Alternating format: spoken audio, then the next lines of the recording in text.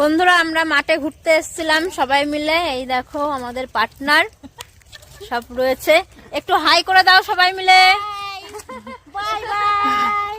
এই হচ্ছে আমাদের সব পার্টনার আছে আগে পিছে। দেখো এই যে সব শাক মাঠ থেকে শাক তুলে নিয়ে বাড়ি যাচ্ছে। শুধু শাক তুলেছে নাকি মানুষেরও কিছু নিয়ে আসছে ব্যাগ বোঝাই করে জানি না।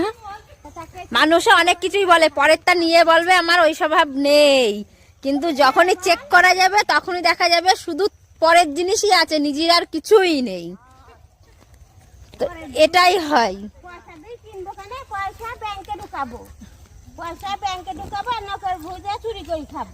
তাহলে বুঝতে পারছেন কি বলছে সবাই, পয়সা ব্যাংকে রাখবে আর লোকের ভুঁই থেকে চুরি করে নিয়ে এসে খাবে। এই হচ্ছে ওনাদের রীতিনীতি ধর্ম।